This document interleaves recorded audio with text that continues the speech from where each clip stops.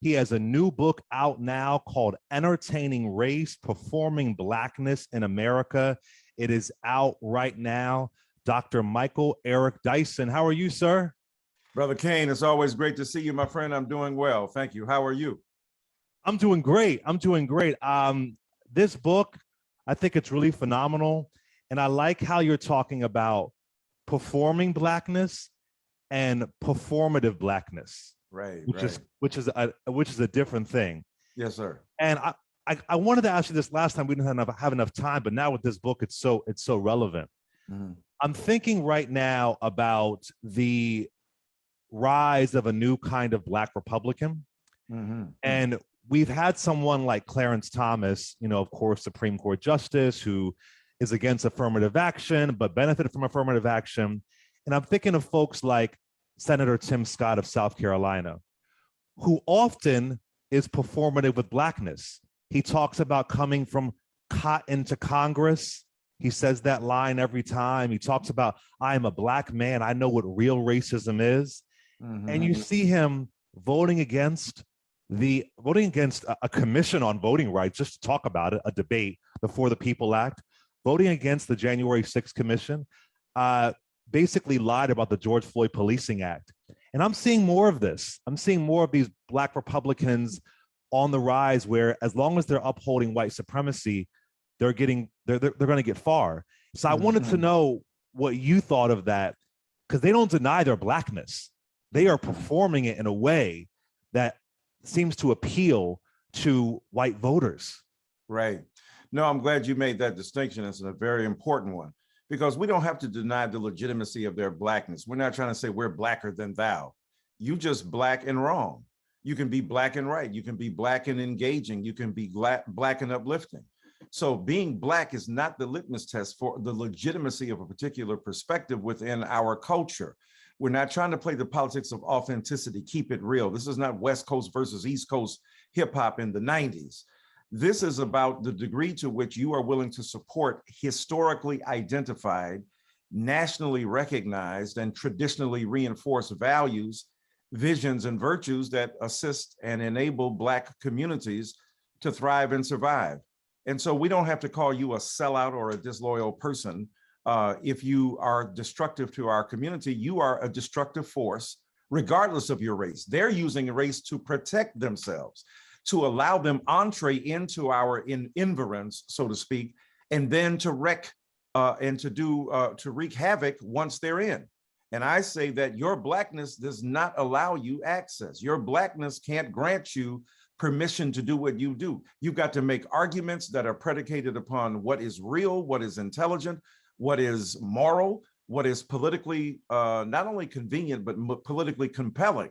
So yeah, you're absolutely right, including the lieutenant governor now of Virginia. And these people seem to be thin-skinned to me, Winsome Sears, right? Because if you criticize them for that, oh my God, look at the racists like Dyson going after a person like Lieutenant Governor Sears. I'm proud of her as a human being for achieving her goal. I disagree with her diametrically and will stand tooth and nail opposed to her, regardless of her being Black. And that's what I think we've got to underscore.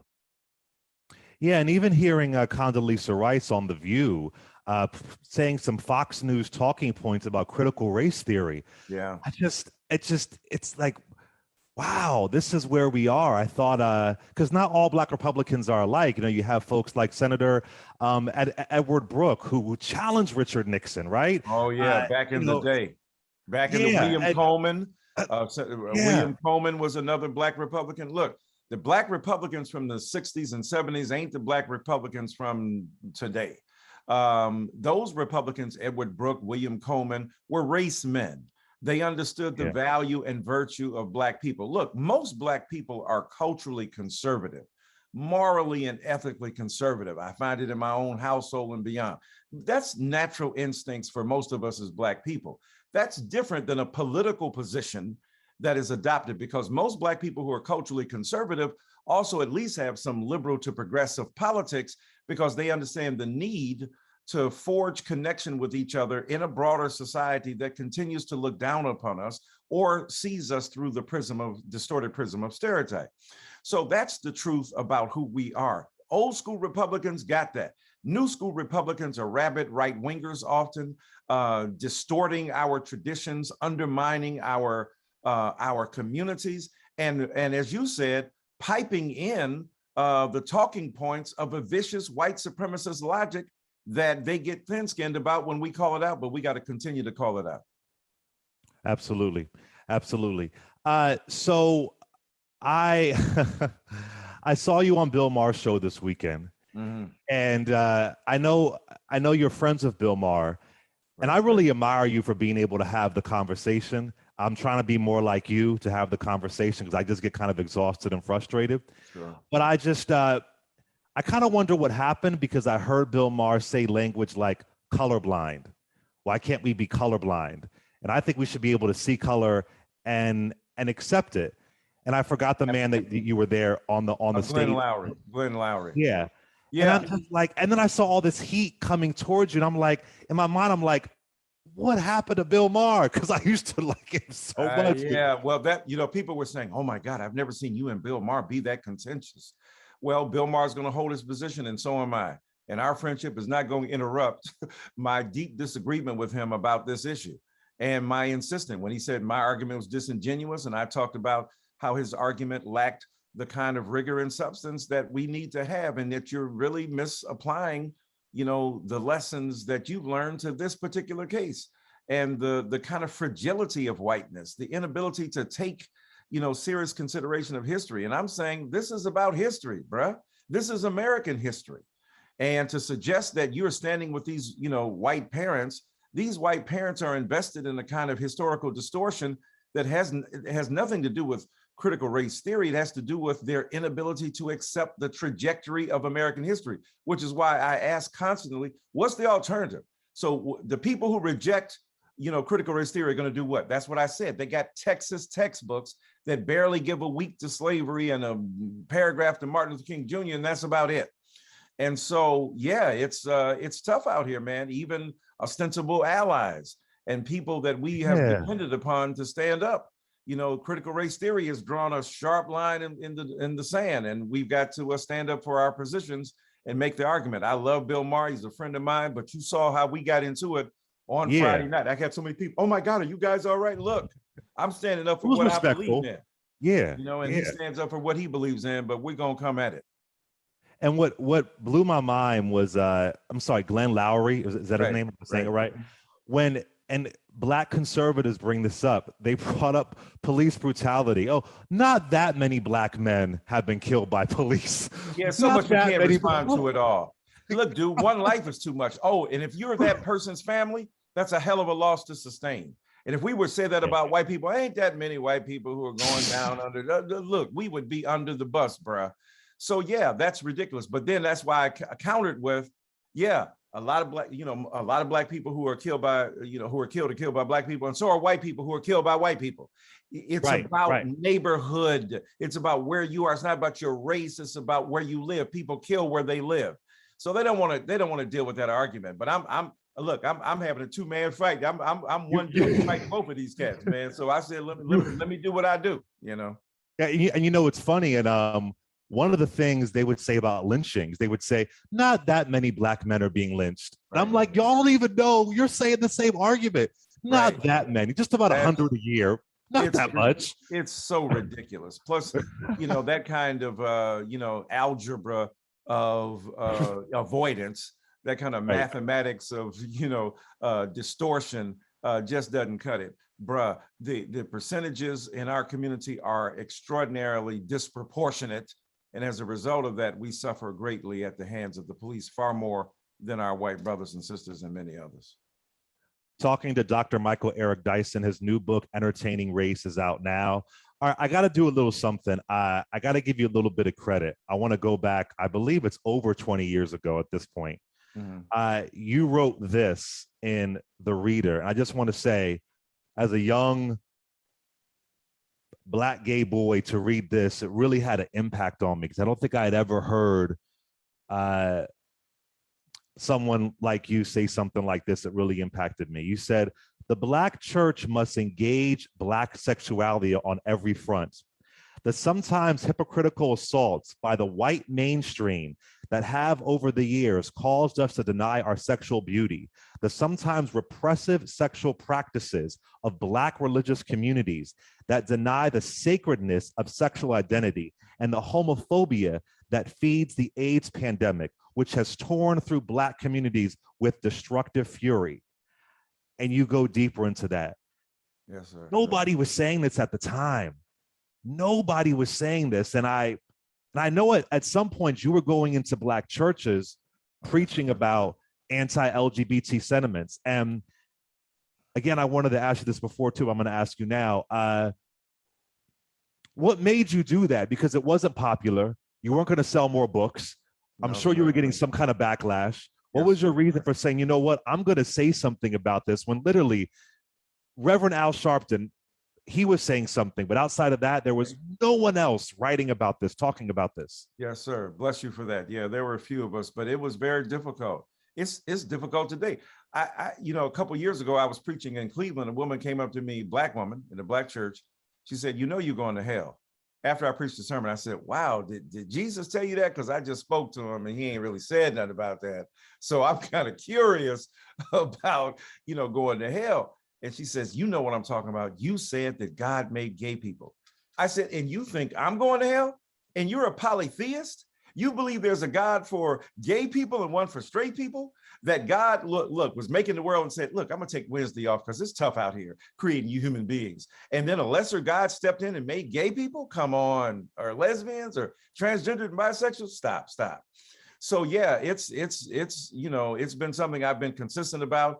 I started with, sexual inequality. I started with gender inequality, and then I extended out to gay, lesbian, transgender, bisexual, and QIA folk. I just said, look, this is wrong. We got to speak to it. If we talk about racism is wrong, we got to speak about sexism. We got to speak about homophobia, because they're all interlocked and interrelated. Martin Luther King Jr. talked about the interrelated triplets of racism, militarism, and capitalism, right?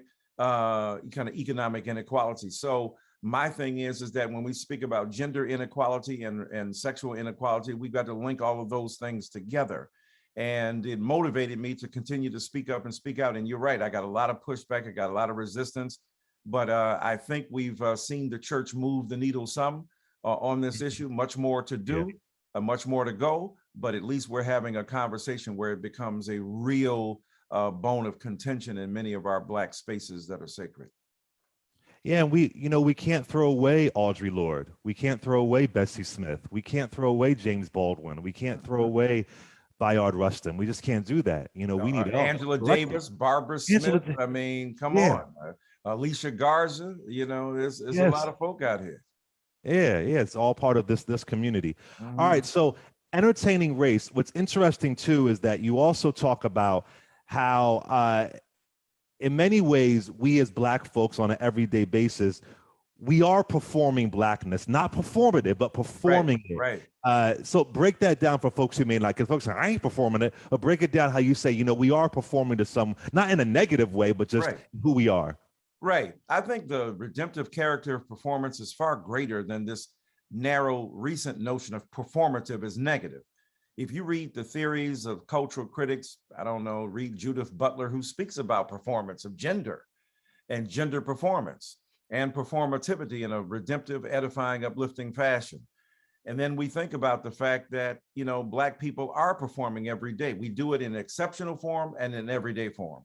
Exceptional, think about it. Martin Luther King Jr., along with Fred Shuttlesworth and many of the activists down in SNCC, down in Birmingham in '63, let me see, how do we portray the barbarism of segregation?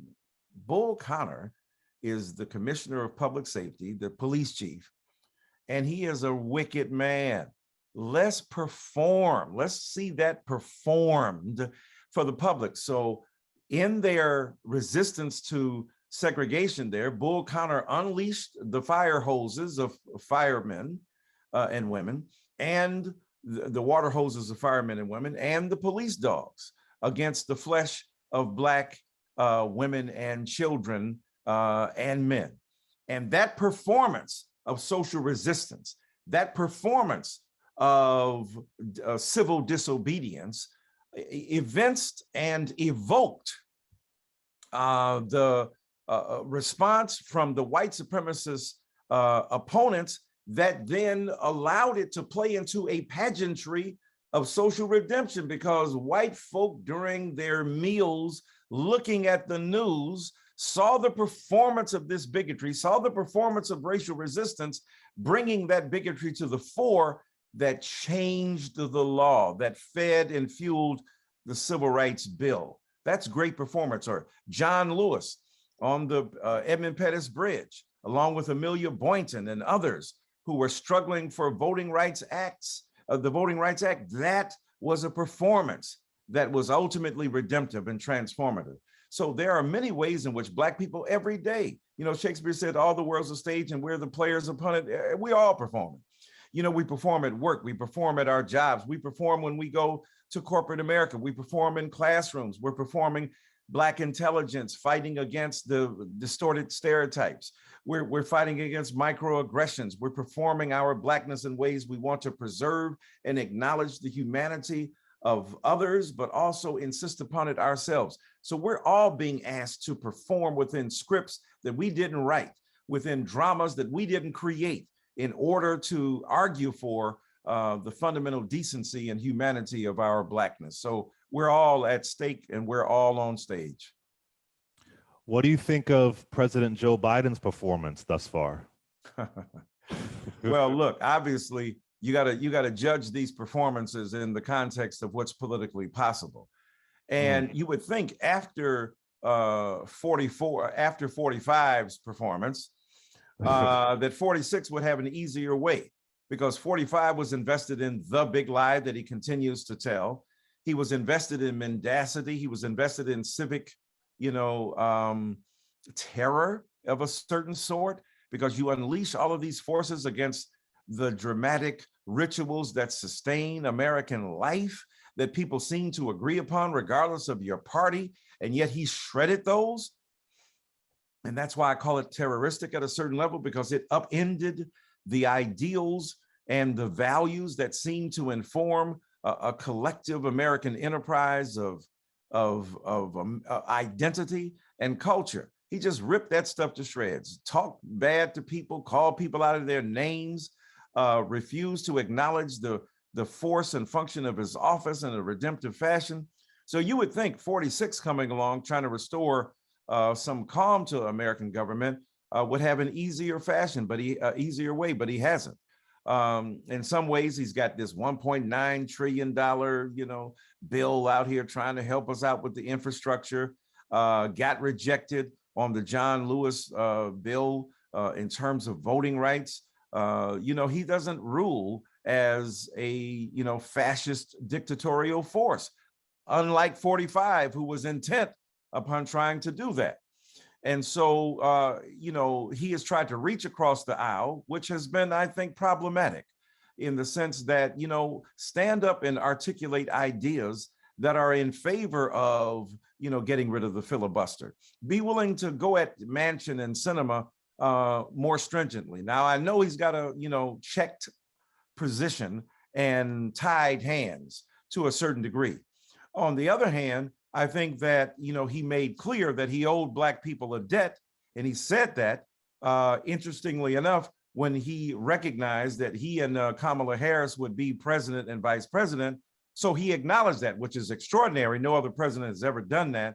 But it's harder to follow through on what you said. It's harder not to be performative in your understanding of Blackness there, because your hands are tied to a certain degree. But I think all Democrats got to stand up, find the spine, articulate your position, and move forward. But when you have conservative Democrats like Sinema and Manchin, and they don't really ultimately prize and value and prioritize our voting rights and our, and our status as Black people in this nation to the degree that we do, even from within the arc of supposed safety within the Democratic Party, we're facing opponents that we have to raise up our voices in opposition to. One thing I hear, Dr. Dyson, is people call into the show and they said, well, if Lyndon B. Johnson was able to convince Dixiecrats to Right. vote for the 1964 Civil Rights Act. Why Right. the hell can't President Joe Biden? I mean, it's not like it was in 1964. What do you think of that analogy? Is that a bad analogy, or is that right on point? Yeah, it misses. I mean, I get it, but it does miss the point of look at the numbers. You got a severely divided Congress. Now, the advantage that LBJ had, and I got to go back and do the legislative math, but I don't think it was a razor thin margin of victory. Plus, there were some differences. Both Biden and LBJ, true enough, were lions of Congress. You know, served that time as congressman, but especially as for Biden from the beginning as a senator, right? He was a prodigy, 29 years old, and then 30 by the time he took office, right? Because that's the age you can take office. So as a senator, so you got two well-experienced men, deeply imbued with the rituals of governance in those bodies, and they knew them well. And LBJ knew where the bodies were buried, and baby, he was willing to be a lot more aggressive. So we got to say that. Joe Biden is a sweet-souled human being. You ever met him? He's just such a nice guy. But the thing is that LBJ was willing to deploy some of that meanness in defense of his political agenda and his legislative agenda and his policy-driven vision. So that's true. That's a difference between them. But Biden is operating with a razor thin margin. Imagine if Biden had 60-40 in terms of the Senate. My God, how much bolder he could be. He could afford for the defection of Sinema and Manchin and still bully pulpit his way toward transformative legislation. So I think the LBJ Biden doesn't walk on all fours. There are ways in which there are tremendous differences, and the legislative disadvantage that Biden faces is that razor thin margin in the Senate and the creeping conservatism of certain, moderate so-called, but really conservative Democrats that really challenges his ability to offer a full-throated defense of his social agenda, his political agenda, and his public policy vision.